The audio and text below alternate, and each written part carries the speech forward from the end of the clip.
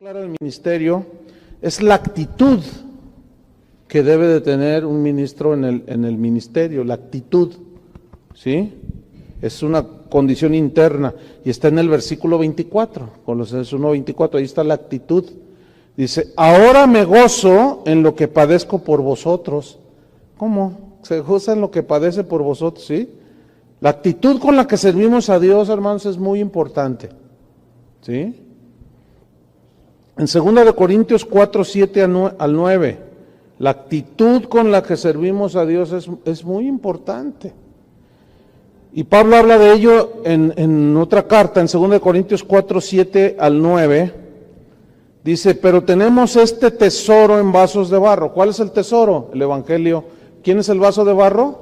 Nosotros, dice, para que la excelencia del poder sea de Dios y no de nosotros, que estamos atribulados en todo, mas no angustiados, en apuros, mas no desesperados. ¿Has oído a algunos que dicen, estoy desesperado? Tú nada más estás viendo ahí, ¿estás cómo? Desesperado. Y ves aquí la escritura, ¿no? Pues algo anda allí. ¿Qué actitud? ¿Sí? Y luego dice, perseguidos, mas no desamparados, derribados, pero no destruidos. Fíjate el lenguaje que usaba. El otro día saludé a alguien, andaba yo allá en los Estados Unidos, y saludé a alguien que conozco de años. ¿Cómo estás, hermana? Era una hermana. ¿Cómo estás, hermana? Y luego me dijo una frase que usa un apostolín que anda por ahí, que dice, ¿cómo me contestó? Dice, victorioso, poderoso y... ¿cómo era? Eran tres cosas, en victoria, en poder, o sea, así como así ando, ¿verdad? Entonces yo le dije, no, pues qué bueno, pero luego así como que, dice, bueno, corrijo poquito, pues sí tengo pruebas, dice. Y luego su hija estaba ahí y la miraba así, ¿no? Porque nada más por la confesión creen que ya son poderosos y victoriosos. ¿Qué dice Pablo ahí? Fíjate lo que dice, derribados, pero no destruidos. Alguien tiene que estar equivocado. Versículo 10, como entristecidos, mas siempre ¿qué? Gozosos. Como pobres, mas enriqueciendo a muchos. Como no teniendo nada, así vivía, mas poseyéndolo todo. Nada que ver, ¿no? Entonces Pablo jamás perdió el gozo, aún estando en la cárcel. Y esa actitud es muy importante, hermanos. Él estaba en la cárcel cuando escribió la mayoría de las cartas del Nuevo Testamento. Estaba en la cárcel. ¿Qué harías tú si estuvieras por Cristo en la cárcel? Llorando, me dijo un hermano, yo me la pasaré llorando. Es injusto, ¿por qué me tienen en el bote? Es injusto, Señor, hay justicia. Y luego mandando correos, ¿verdad? Emails y por Facebook y todo. ¿Conocen algún buen abogado que me saque? Dios lo use para que me saque de aquí, porque es injusto lo que hicieron. Y quejes y chille. Y dile a los hermanos que vengan a visitarme. Y ahí van los hermanos. Oye, hermano, pues sí es injusto que estés aquí, pero ¿qué haces aquí? O me refiero, ¿cómo estás aquí? No, pues todo deprimido, mal, porque es una injusticia. Pablo estaba injustamente en la cárcel,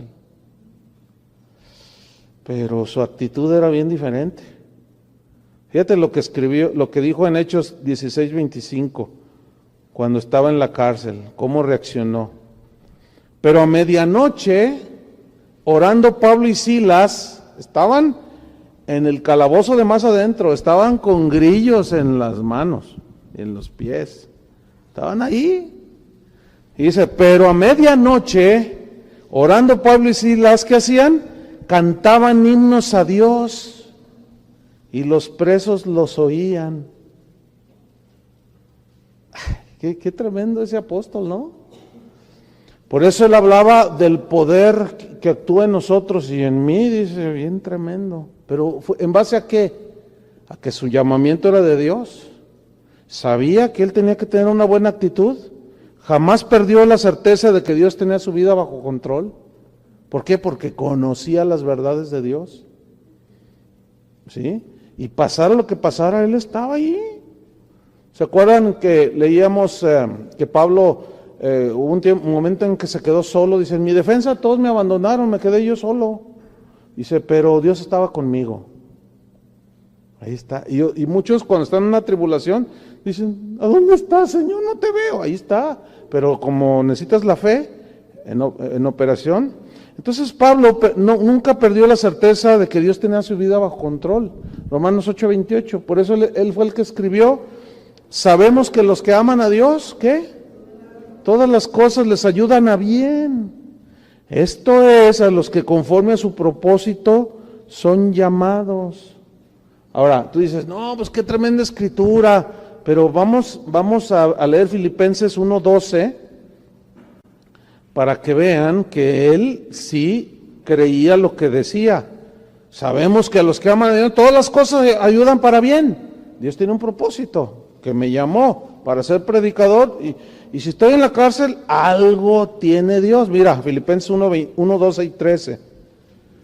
Aquí estaba en prisión, Dice, quiero que sepáis, hermanos, que las cosas que me han sucedido han redundado más bien para el progreso del Evangelio. Ahí está, ¿ven? De tal manera que mis prisiones se han hecho patentes en Cristo en todo el pretorio y a todos los demás. O sea, todos saben que estoy en la cárcel, pero estoy en la cárcel, y más adelante escribió, estoy en la cárcel, estoy preso, pero la palabra de Dios no está presa. Fíjate, Dios lo encerró y ahí solo, aislado, tenía que estar tranquilo, ¿no? Para recibir la revelación. Filipenses, las cartas a Timoteo, ¿sí? Tesalonicenses me parece también por allí. Entonces, ¿cómo se concibe aquellos, o qué pasa con aquellos que es muy común escuchar que quieren tirar la toalla? ¿Sí entienden esta expresión, no? Es tomada de los boxeadores. Cuando ya el otro lo tiene todo vapuleado, ¿sí? Y ya lo tiene así, el otro ya no se cubre, pero ya no puede. Y el otro, entonces dicen por acá, tira la toalla. Entonces sale volando una toalla. ¿Se han visto? Bueno, los que ven el box, sale volando una toalla. Entonces el referee ya para la pelea.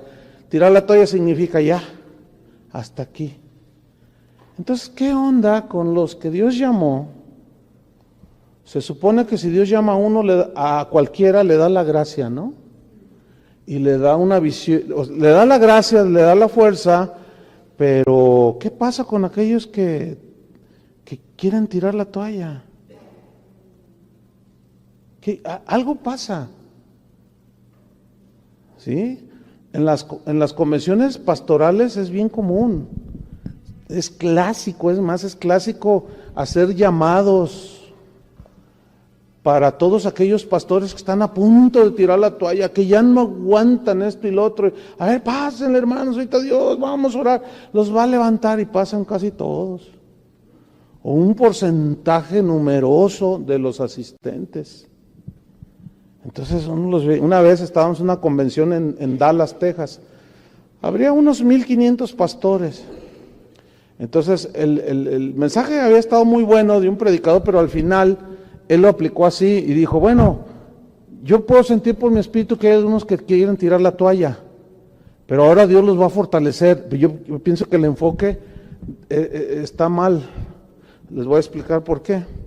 Porque muchos de ellos ya no aguantan quieren tirar la toalla y empiezan, es que la iglesia que tengo, o sea, no aguantan las presiones del ministerio, y ahí hay que hacerse preguntas muy fuertes. Bueno, ¿eres llamado? ¿Sí? Porque si eres llamado tienes que aguantar allí, y no en tus fuerzas, sino en la fuerza de Dios. Entonces les hicieron el llamado, porque ahorita Dios los va a alentar, sí, para que el año siguiente otra vez hagan el llamado y otra vez pasen y ahí queriendo tirar la toalla. ¿Qué es eso? No, eso no se ve en la vida de Pablo, eso no se ve en la vida de los apóstoles. No. Entonces, bueno, de esos 1,500, fácilmente como 800 pasaron. Entonces yo estaba como en la tercera fila, yo era uno de los oradores, pero estaba sentado con un amigo mío, como en la tercera, cuarta fila. Pero a mi derecha estaba otro pastor, Entonces me dice, ¿no vas a pasar tú? Yo le dije, no. Ay, sí, te crees muy... Pero me empezó así tú te crees mucho. Le digo, ¿por qué dices eso? Ay, sí, ¿a poco tú nunca has sentido que...? Sí, pues pásale, ¿no? ¿Por qué? O sea, sí he sentido la lucha así bien fuerte, pero tirar la toalla, ¿a poco no me digas que nunca has querido tirar la toalla? Y yo le dije la verdad, le dije, no, yo no. Ah, no, mentiroso, me dice. Le dije, bueno, o sea, que a fuerzas, le digo, no. Ay, sí, pero ¿qué te crees súper? No sé, yo no me creo nada, hombre, ¿entiende? Pero algo sucede. ¿En quién confías para hacer la obra? ¿Con qué fuerza la haces? ¿Con sabiduría de quién? ¿En las fuerzas de quién? ¿Luchas? Yo le dije, mira, tengo 500% más que tú, te lo aseguro. Porque dicen, no, pues yo sí voy a pasar porque yo ya no doy una. Bueno, ¿y por qué me quieres arrastrar a mí? O sea, si hubieran llamado, hacer un llamado a los que están en tribulación, están teniendo una lucha fuerte, pero no los que quieren tirar la toalla, ahí es distinto. Yo me paro, porque todos tenemos luchas, ¿no? Y ataques y todo, pero a los que querían dejar el ministerio, no lo dejen, dice el Señor, como el Señor rogándonos, ay, te necesito. No, nada que ver, hermanos. Eso no se ve en la Biblia, ¿no? Y Pablo miraba en prisión, decía, miren, estoy en la cárcel, pero esto redundó más bien para el progreso del Evangelio.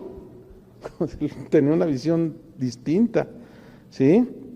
Número 3, principio número 3, el sufrimiento en el ministerio. Versículo 24. La segunda fue la actitud. Ahora me gozo, pero luego viene el sufrimiento en el ministerio. En lo que padezco por vosotros. O sea, él estaba bien consciente del sufrimiento del ministerio. Muchos ven el ministerio como algo así, ay, qué bonito, se la han de pasar orando los pastores. ¿Sí?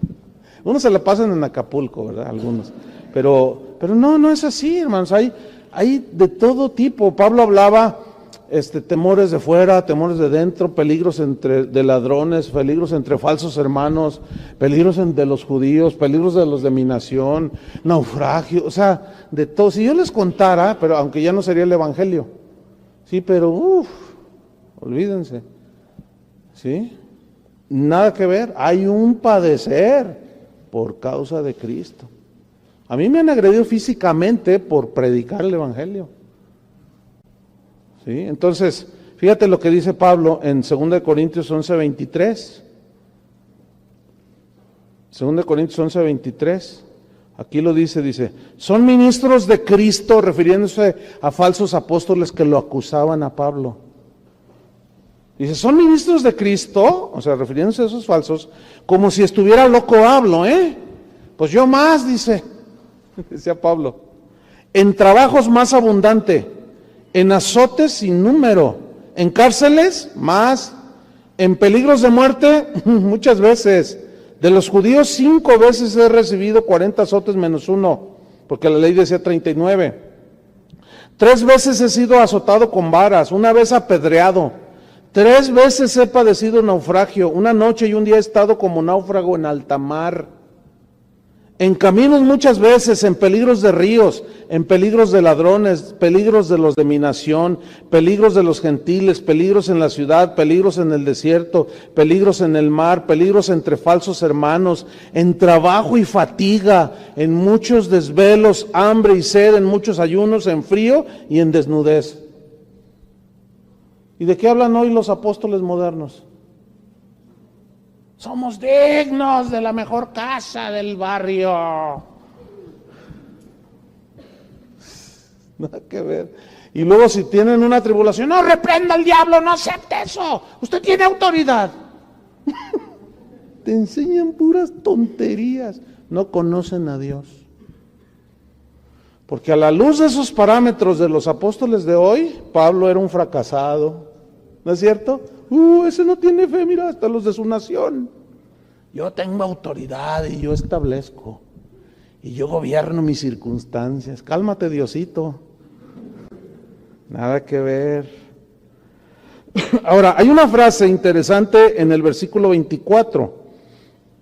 Dice, ahora me gozo en lo que padezco por vosotros y cumplo en mi carne lo que falta de las aflicciones de Cristo por su cuerpo, que es la iglesia. Pregunta, ¿esa última frase significa que el sacrificio de Cristo fue insuficiente? No, es obvio que no, porque en la misma carta él habla de un Cristo suficiente, que estamos completos. Entonces, ¿a qué se refiere esa frase?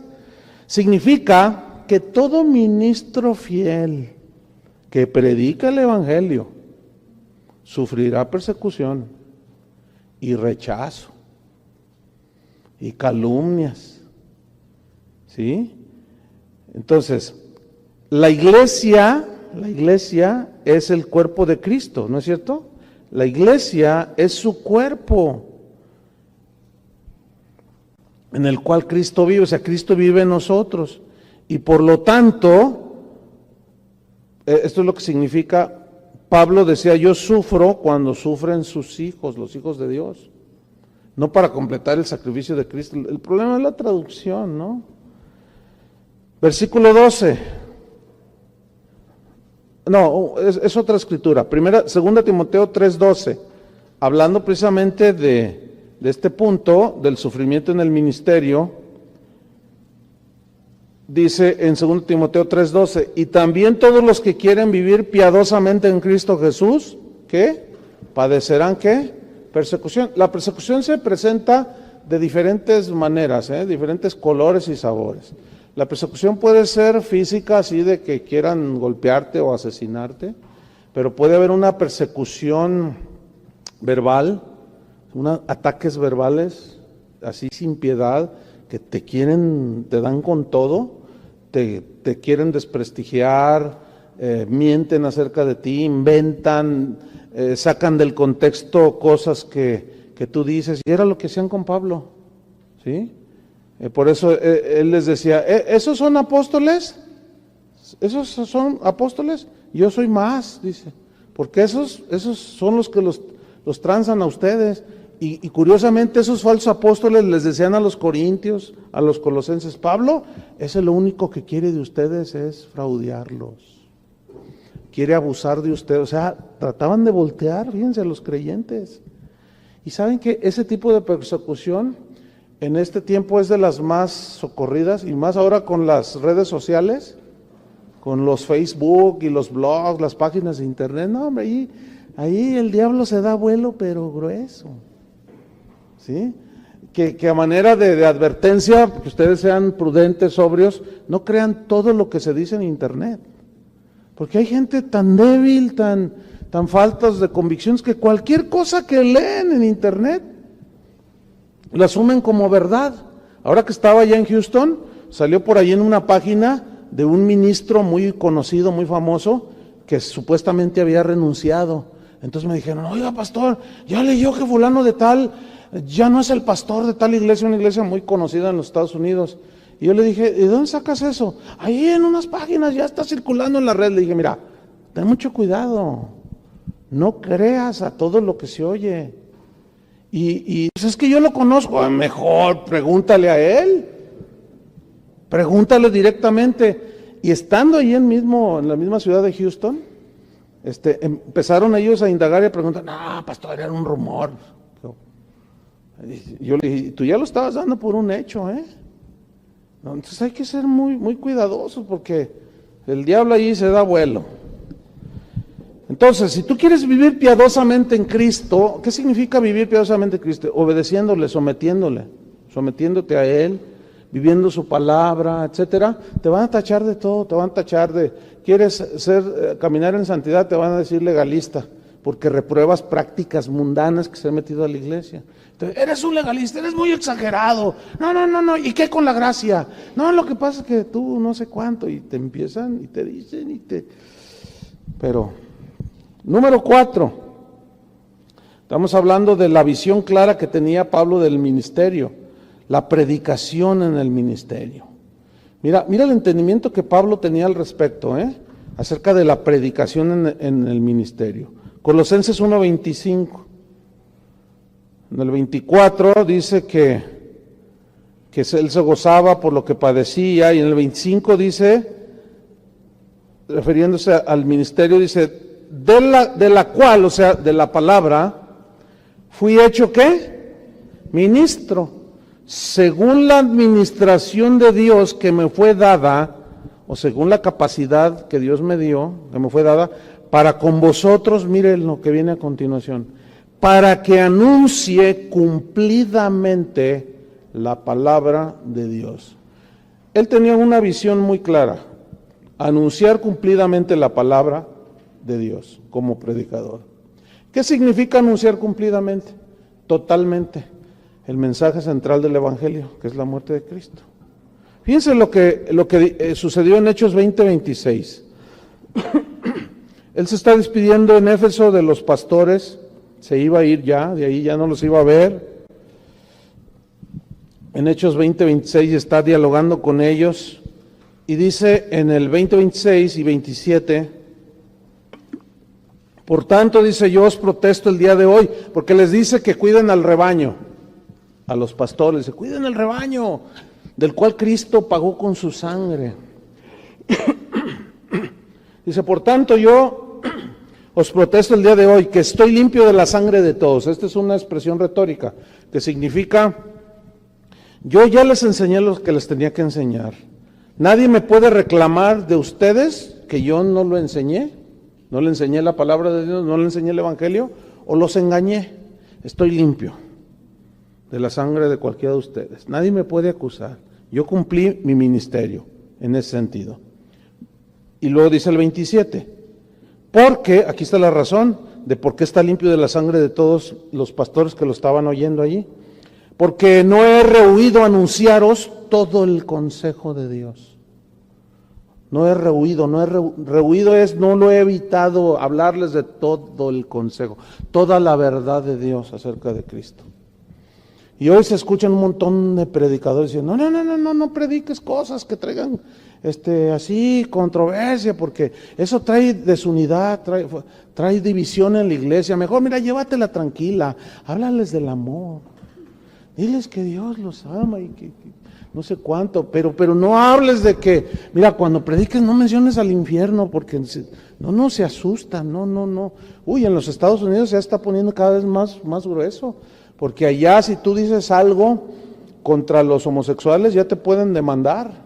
Los pastores allá tienen que tener una póliza de seguros contra demandas. Fíjate nomás.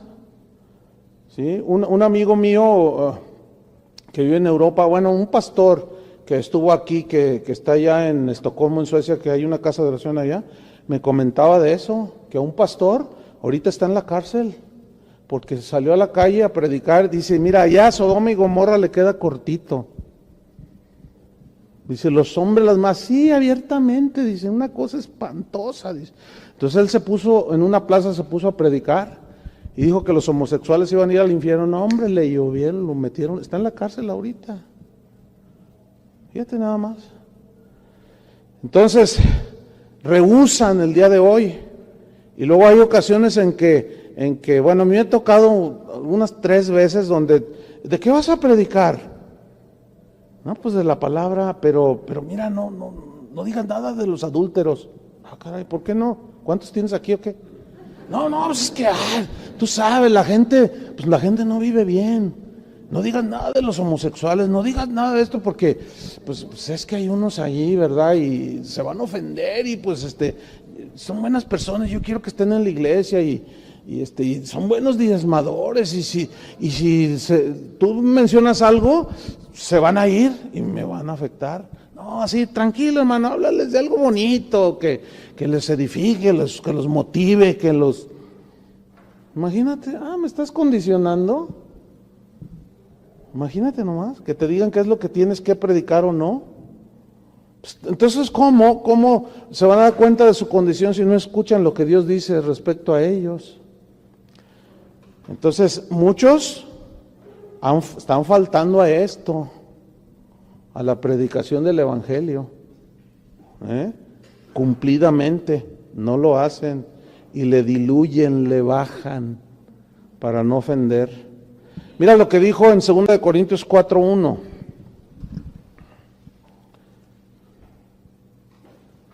2 Corintios 4:1, hablando precisamente de la predicación, dice, por lo cual,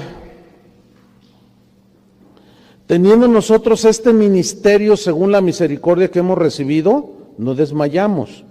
O sea, de ser ministros fieles, predicar el evangelio, no desmayamos. Versículo 2, antes bien, dice, renunciamos a lo oculto y vergonzoso, no andando con astucia. Aquí astucia significa trucos en el griego.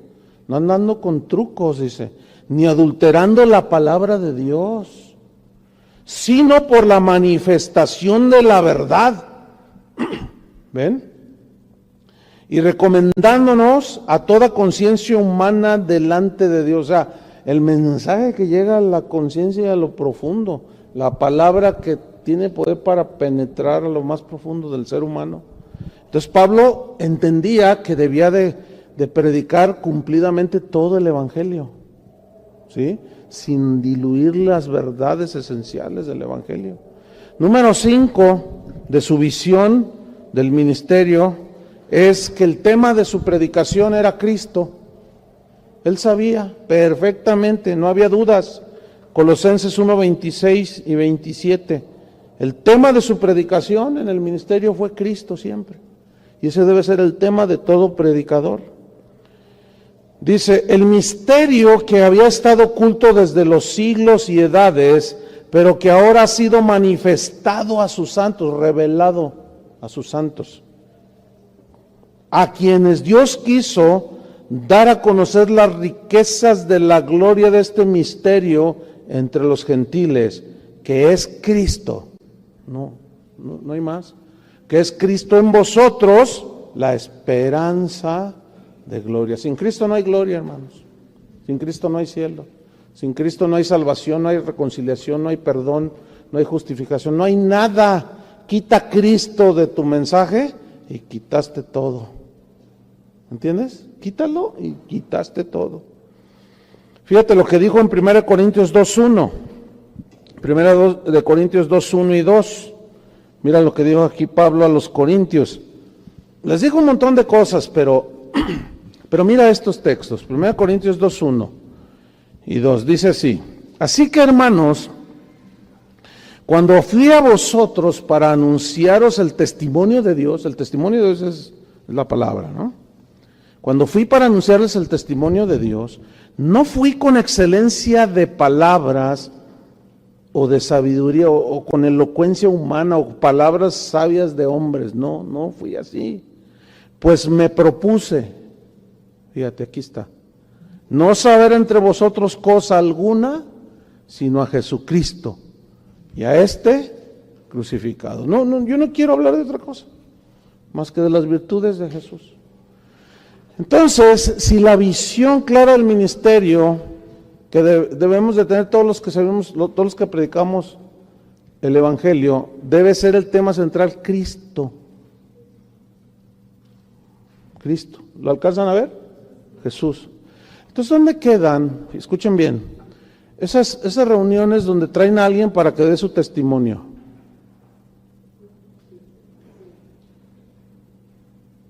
Y aquí es donde está la confusión. ¿Por qué? Porque dicen, no, pero es lo que Cristo hizo. Pero analicen todo lo que dicen. O sea, no están predicando a Cristo, están predicando su experiencia personal. Y se la pasan una hora hablando de lo que les pasó. Y de cómo era, yo era el hombre más malo de la del Fresno. Y luego algunos que lo conocen me dicen, sí, amén, dicen por allá. No, yo fui el primer Z del Fresno. Es más, miren, yo llegué a las profundidades de la maldad y del pecado. Yo maté a mi abuelita. Y todos, entonces mientras más tremendo sea el impacto, creen algo, mientras más tremendo, según eso, entre comillas, sea el testimonio, los pastores piensan que eso va a atraer más a la gente a Cristo. Lo que atrae a la gente a Cristo es el mensaje de Cristo, la obra de Cristo. Entonces, por eso andan ahí muchos cantando y dando su testirollo. Entonces, no, si yo era el más malo, yo la maté, hasta salió en el Informador y en el mural de Guadalajara. Pero no solo la maté.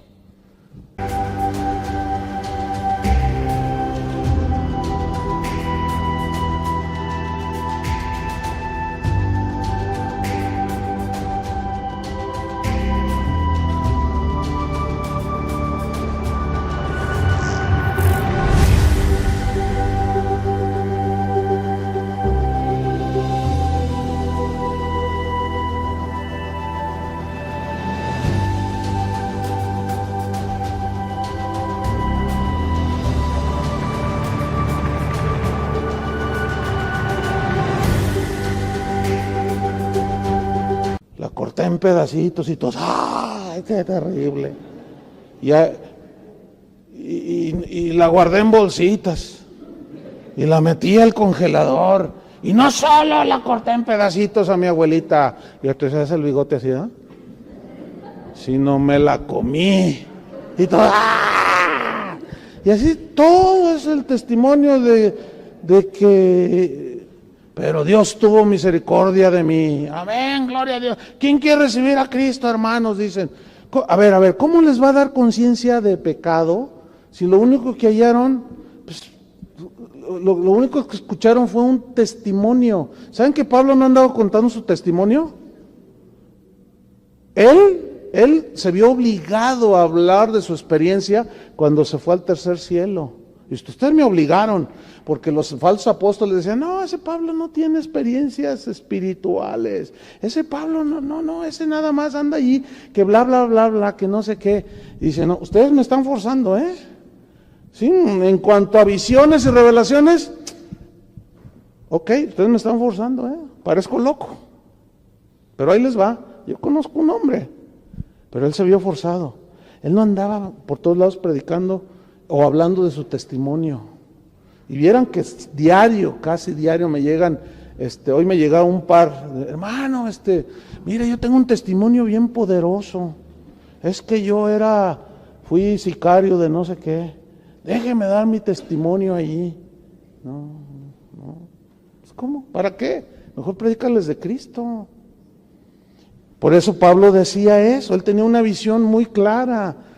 Sí, dice, yo no quiero saber otra cosa, yo no quiero andar hablando palabras de hombres, cosas de... No, yo me propuse no saber otra cosa más que a Jesucristo. Y a ¿cómo? Crucificado. En la predicación del Evangelio puedes ilustrar, que es diferente. ¿Sí? Puedes ilustrar con ilustraciones personales. Cuando tú estás predicando, estás hablando de la gracia de Dios, como decía Pablo, la gracia de Dios actúa en mí poderosamente. Tú puedes estar hablando de Jesús e ilustrar con alguna experiencia tuya, pero eso es distinto. ¿Por qué? Porque está la palabra encima, ¿sí? de una experiencia personal, que las experiencias personales son subjetivas. La verdad de Dios es objetiva. Eso es lo que la gente necesita oír, el Evangelio, no tu experiencia. Si tú te fijas, los seres humanos, nosotros, los creyentes, somos muy dados a tratar como de repetir las experiencias personales. Pero si tú observas bien el Evangelio, la palabra de Dios, te das cuenta que Dios nunca repitió ni una sanidad, ni una liberación, ni una conquista de la misma manera. No hay dos casos iguales. ¿Cuántas veces se pasó el Mar Rojo? Una. ¿Cuántas veces se dieron 7 vueltas alrededor de una ciudad y cayeron al grito? ¿Cuántas? Una. No hay una sola cosa repetida. Isaías tuvo una visión de Dios y vio su condición. Ezequiel fue diferente. Él vio 7 ojos. Y hasta en unos seres angelicales y hasta llantas, dice que tenían rueditas y se trasladaban así. Totalmente distinto. ¿Sí? ¿Por qué? Porque Dios, pero el mensaje de ellos no era su experiencia personal, ¿entienden eso? Yo he tenido experiencias personales, pero como entiendo, pues puedo ilustrar eventualmente, pero no como el tema central. Pero yo he visto ángeles, no una vez, fácil 4 o 5 veces. Y yo les puedo contar un montón de cosas, pero eso no es el Evangelio. ¿Entienden? Los principios de la palabra de Dios son los que deben de regir. Entonces, número, ¿qué? ¿Estamos? 6. De su visión clara del ministerio, está en el en el versículo 28, es el propósito de la predicación. O sea, el mensaje central, ¿cuál es? El 5, su predicación, el tema de su predicación es Cristo, ¿cierto? Ahora, ¿cuál es él sabía el propósito de la predicación, que es el número 6? Versículo 28. Aquí él habla de los propósitos de la predicación en el ministerio. Está hablando de Cristo, que es la esperanza de gloria, a quien anunciamos, ahí está de nuevo, fíjate, a quien anunciamos, amonestando a todo hombre y enseñando a todo hombre en toda sabiduría. Fíjate, él hacía tres cosas aquí: anunciar, amonestar y enseñar. ¿Lo ven ahí en el versículo 28? Anunciar. Esa palabra en el griego significa declarar en público una verdad completa. Eso significa anunciar. Declarar en público una verdad completa. Amonestar en el griego significa predicar sobre el pecado. Entonces, fíjate, anunciaba la verdad del sacrificio de Cristo. Amonestaba, predicaba sobre el pecado, contra el pecado y el juicio de Dios. ¿Y qué dice? Anunciamos, amonestamos y enseñamos. Enseñar. Aquí enseñar significa instruir en las verdades del Evangelio. Eso significa enseñar, con la sabiduría de Dios, por supuesto. Esos eran los propósitos, fíjate, que él tenía, de anunciar, de declarar en público una verdad completa o las verdades completas, de amonestar, o sea, contra el pecado, que es lo que nos separa de Dios, y que si no se arrepienten viene juicio de Dios, y enseñaba, o sea, instruía en las verdades del Evangelio para llevar a los cristianos hacia la madurez. Su visión del ministerio estaba totalmente bien centrada. Y número 7, la meta de un predicador en el Evangelio. ¿Cuál era su meta? Está en el mismo versículo 28.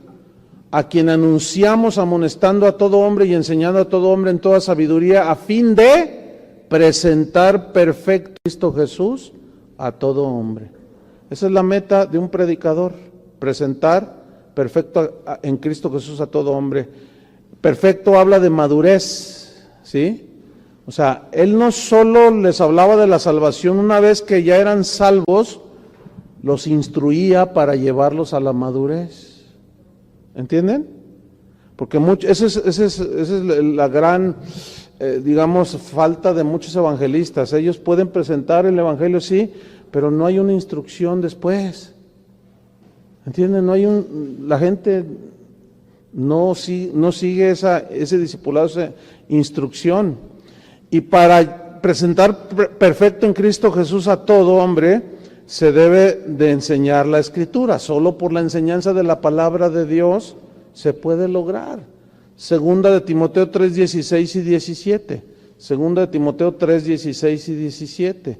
Dice que toda la Escritura es inspirada por Dios y útil para redarguir, es confrontar contra lo desviado, contra el pecado, para corregir, para instruir en justicia, a fin de que el hombre de Dios sea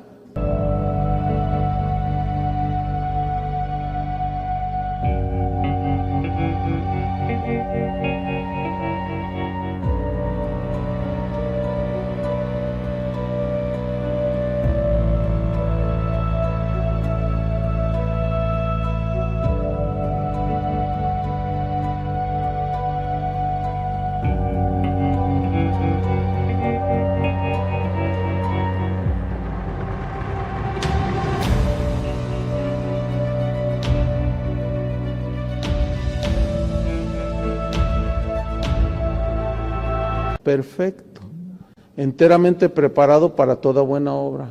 Eso ya tiene que ver con el discipulado. Y finalmente, habló en su visión del ministerio, que era muy clara, habló de la fortaleza en el ministerio. Está en el versículo 29. Dice, para lo cual también, ¿qué dijo? Trabajo. ¿Qué dijo? Luchando según la potencia de Él, la cual actúa poderosamente en mí. Aquí hay dos palabras rápidamente. Una es trabajo. Yo trabajo en esto, la predicación. Y aquí trabajo viene del griego copiao, de donde se deriva copiosamente, está sudando copiosamente, dice, ¿no? Trabajo aquí es copiao, que significa trabajo agotador, fatigoso. O sea, Pablo sabía que el ministerio es agotador, ¿sí? Es fatigoso, porque no solo llevas tus cargas, sino también las de otros, y es un trabajo muy agotador. Por eso mi rechazo hacia el G12. El G12 solamente es una fábrica de cristianos de plástico, así, o sea, nada que ver. Y luego la segunda palabra, la primera fue trabajo, y la segunda es luchando. Luchando viene de un término griego, agonizomai, de donde se deriva agonizar, significa agonizar ahí, o sea, luchando hasta la agonía. O sea, hasta que ya siento que no tengo nada de fuerzas, ¿sí? Para lograr algo. Pero, fíjense, el verdadero éxito en el ministerio viene trabajando fatigosamente, con esfuerzo máximo, pero no en nuestras fuerzas. O sea, se cansa uno porque somos humanos, pero como la carga es más espiritual que física, la lucha en realidad es de fortaleza y de fuerza espiritual. Pero esa fuerza no es en las fuerzas nuestras, sino en las de Dios, en la de Dios. Porque Él lo dice al final del versículo, según la potencia de Él. O sea, yo trabajo, lucho, según la potencia de Él. Y luego mira lo que dice, la cual actúa poderosamente en mí. Oye, ¿de dónde sacaba tanta fuerza? A veces me preguntan, ¿y cómo le haces? Hay pastores que me preguntan, ¿y cómo le haces para pastorear y la gente, tanta gente? Le digo, la gracia de Dios, o sea, es la fuerza de Dios. No, pero ¿cómo le haces? Pues con la fuerza de Dios. ¿Pero cómo? Con la fuerza de Dios. ¿Pero cómo? Pues eso es algo que tú tienes que aprender. Con la gracia de Dios, con la visión de Dios, con la confianza en Dios. A eso se refería Pablo cuando le dijo a Timoteo, esfuérzate en la gracia. Esfuérzate en la gracia que es en Cristo Jesús. Fíjate, esfuérzate, es un esfuerzo. En la gracia, significa en la capacidad que Dios tiene. ¿Sí?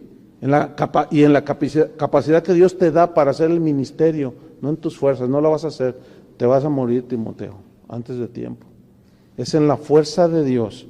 Por eso Pablo decía, yo sembré, Apolo regó, pero el crecimiento lo da el Señor. Él lo sabía perfectamente. Y escriban, para terminar, 1 Corintios 15:10. 1 Corintios 15:10 dijo, pero por la gracia de Dios soy lo que soy, y su gracia no ha sido en vano para conmigo. Antes he trabajado más que todos ellos, pero no yo, sino la gracia de Dios conmigo. Así es que toda la fuerza Él puede estar a nuestro favor. Amén.